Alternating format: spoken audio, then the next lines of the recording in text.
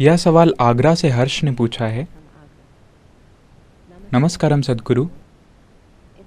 राम जन्मभूमि विवाद को सुलझाने में करीब 3 दशक लग गए। राम मंदिर भूमि पूजा को कुछ दिन रह गए हैं और अयोध्या में काफ़ी उत्साह है। हालांकि राम एक राजा थे, फिर भी आज उनकी पूजा क्यों की जाती है? मैं ये समझना चाहता हूँ कि आज के समय में राम कैसे महत्वपूर्ण हैं। उतरे मुझ में आदि योगी, उतरे मुझ में आदि योगी।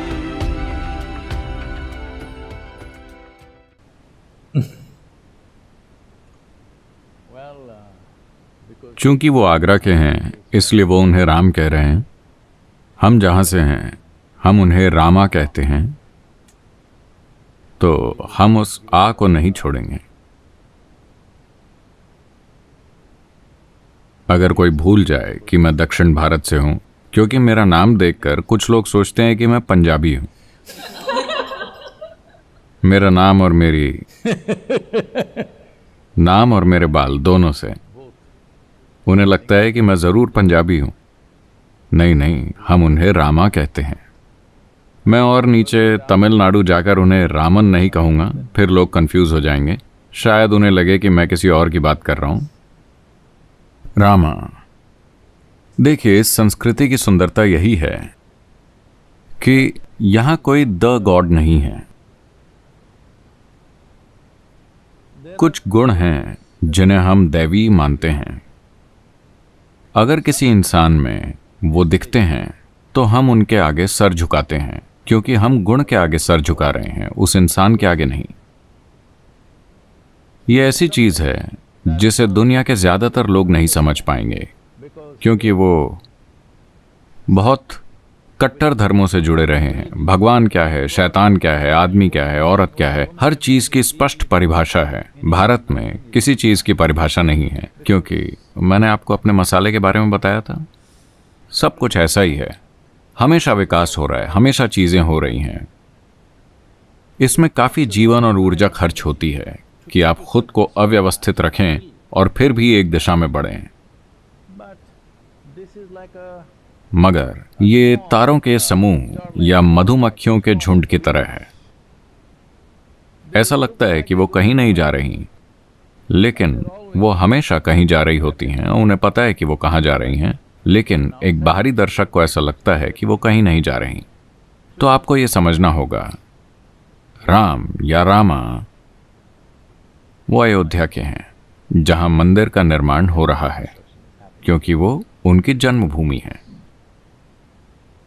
मंदिर कुछ 1000 साल पुराना है। कोई नहीं जानता कि पहला मंदिर किस युग में बना था। फिर विकास हुए, हजारों सालों में विकास के काम हुए, लेकिन करीब 500 साल पहले उसे तोड़ दिया गया। व्यवस्थित ढंग से ढेर सारे मंदिरों को तोड़ा गया, जिनके ऊपर दूसरे धार्मिक स्थान बनाए गए।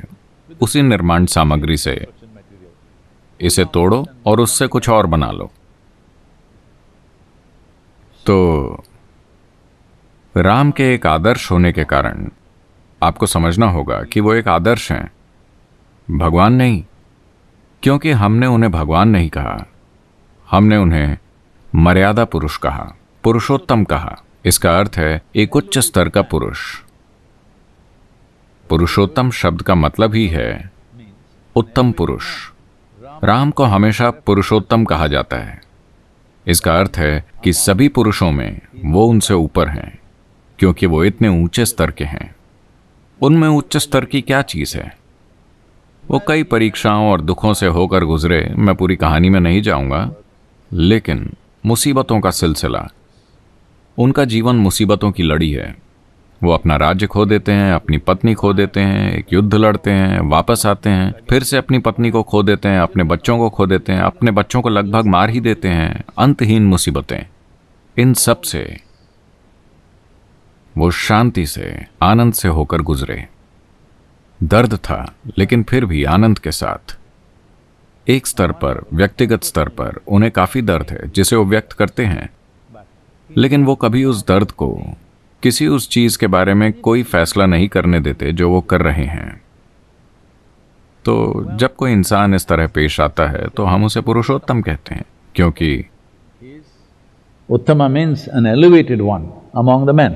वो पुरुषों के बीच उच्च स्तर के हैं। ये बहुत महत्वपूर्ण है कि वो एक इंसान हैं। उनका जन्म अयोध्या में हुआ और एक खास उम्र में उनकी मृत्यु हुई। उन्होंने अपना पूरा जीवन जिया, देश भर में घूमे, दक्षिण आए और फिर वापस उत्तर गए। अपने दुश्मन को मारने के बाद जिस आदमी ने उनकी पत्नी का अपहरण किया था और जो निर्दयता से राज कर रहा था, उसे मारने के बाद वो वापस आते हैं और 1 साल पश्चाताप करते हैं। तो उनके भाई ने पूछा, क्या आप पागल हैं? वो सबसे बुरा आदमी था, आपका उसे मारना जरूरी था और अब आप पश्चाताप कर रहे हैं, इसका क्या मतलब है? क्या हम सब ने कुछ गलत किया है? तो रामा ने कहा, देखो, इस रावण के बारे में बहुत सी बुरी चीजें हैं, लेकिन वो एक महान भक्त था और वो अपना राज्य बहुत अच्छे से चलाता था। उसने बाकी हर किसी का शोषण किया, जिसके कारण मुझे उसे मारना पड़ा, लेकिन वो एक महान भक्त था। उसके लिए मैं पछतावा कर रहा हूं कि मैंने एक भक्त को मारा। तो इस व्यक्ति का अनुसरण करना जरूरी है और बहुत महत्वपूर्ण है कि वो एक इंसान है। अगर वो भगवान बन जाते हैं तो आप उन्हें दीवार पर लटका देंगे और उन्हें भूल जाएंगे। कोई कभी किसी भगवान का अनुसरण करने की कोशिश नहीं करता। आपको ये बात समझनी होगी। भगवान यानी वो अनुसरण से परे हैं। इंसानों को यही लगता है। अगर कोई इंसान वाकई अच्छा बर्ताव कर रहा है तो स्वाभाविक रूप से हर किसी में चाहत होती है कि मैं ऐसा क्यों नहीं बन सकता। तो ये बहुत ज़्यादा महत्वपूर्ण है कि वो एक इंसान है। वो एक राजा थे, उन्होंने अपना राज्य खो दिया और फिर वापस लौटे और अपने राज्य की सारी शानो शौकत छोड़कर सिर्फ इसीलिए चले गए क्योंकि कोई और दुखी था। उनकी सौतेली माँ थोड़ी दुखी थी और उनकी पीठ पीछे थोड़ी नाराजगी जाहिर कर रही थी। वो बोले, अगर आप यही चाहती हैं तो मैं चला जाता हूं। इस आदमी का अनुसरण करना ही चाहिए। जब आजकल लोग पागल की तरह सत्ता से चिपके हुए हैं, चाहे कुछ हो जाए, चाहे वो चुनाव हार जाएं, वो जाना नहीं चाहते। ऐसे समय में रामा का अनुसरण करना बहुत बहुत बहुत जरूरी है। तो यह मंदिर क्यों महत्वपूर्ण है? मंदिर महत्वपूर्ण है क्योंकि काफी हद तक, कम से कम देश के उत्तरी भाग में, दक्षिण में उतना नहीं है, ये वहां भी है लेकिन उतना नहीं, लेकिन उत्तर में राम उनकी आत्मा है। और 500 साल पहले जब तुर्की से विदेशी हमलावर और बाद में कुछ मंगोलिया से भी वो आए और उन्होंने एक एक करके सभी मंदिरों को तोड़ डाला। ये बहुत समय पहले बना एक प्राचीन मंदिर था जो उस समाज के लिए बुनियादी ताकत था। उन्होंने उसे तोड़कर उसके ऊपर जल्दबाजी में अपनी मनचाही चीज बना दी। ये विवाद धधकता रहा है। ये विवाद अदालत में, मेरे ख्याल से, अगर मैं सही हूं तो 135 सालों से है।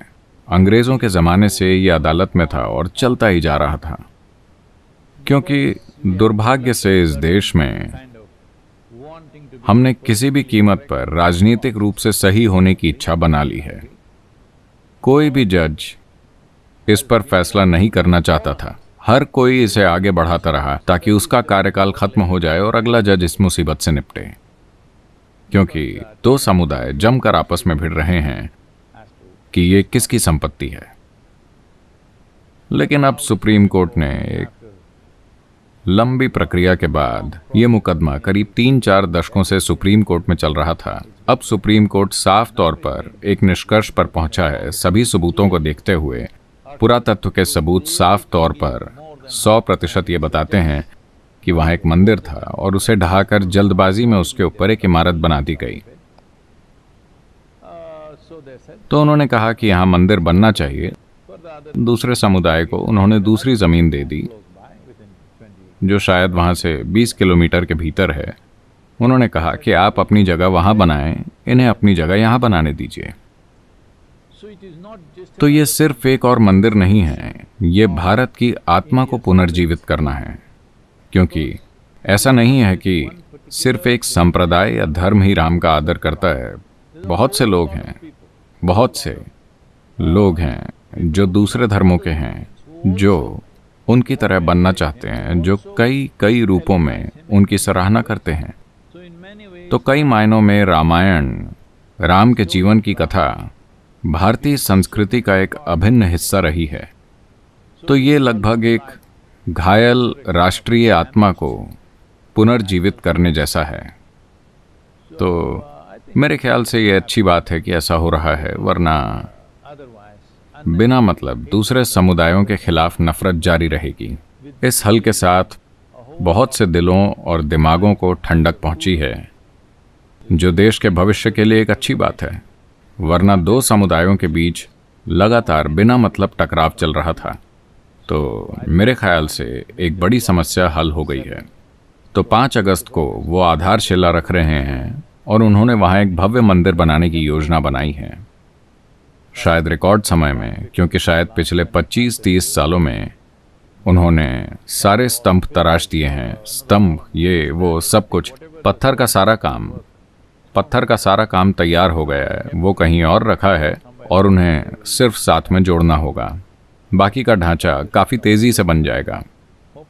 आशा है कि 24 महीने या 30 महीने में यह भव्य मंदिर तैयार हो जाएगा। और इस वायरस की स्थिति के कारण उन्होंने सिर्फ 150 लोगों को निमंत्रण दिया है, वरना शायद 1 करोड़ लोग वहां होते। 1 से 1.25 करोड़ लोग इस मंदिर के खुलने या आधारशिला रखने के लिए वहां होते, लेकिन सिर्फ 150 निमंत्रण भेजे गए हैं। कार्यक्रम का सीधा प्रसारण किया जाएगा, लोग उसे टेलीविज़न पर देख सकते हैं या इंटरनेट पर देख सकते हैं। तो मेरे ख्याल से यह घटना एक मील का पत्थर है उन विवादों को हल करने के अर्थ में, जो लंबे समय तक चलते रहते हैं, बिना मतलब समाज में एक घाव की तरह पकते रहते हैं। मेरे ख्याल से इससे बहुत से लोगों को शांति मिलेगी।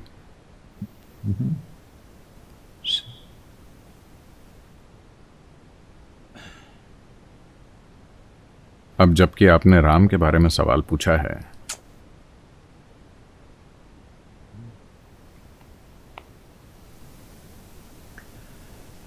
ये तीरुगणनु दयचूचदवा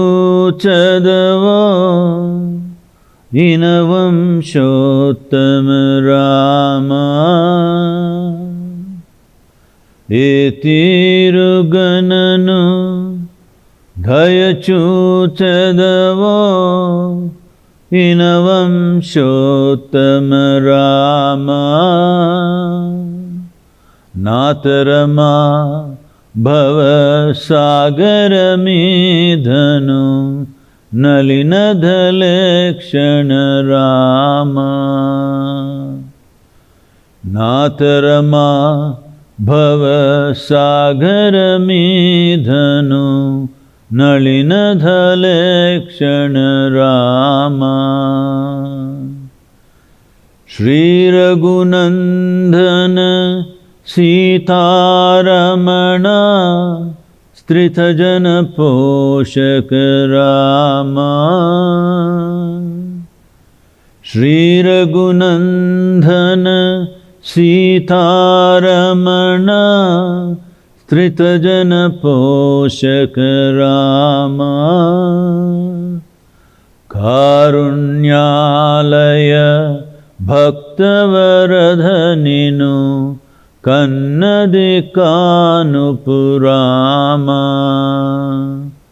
कारुण्यालय भक्तवरधनिनु कन्नदिकानुपुरामा।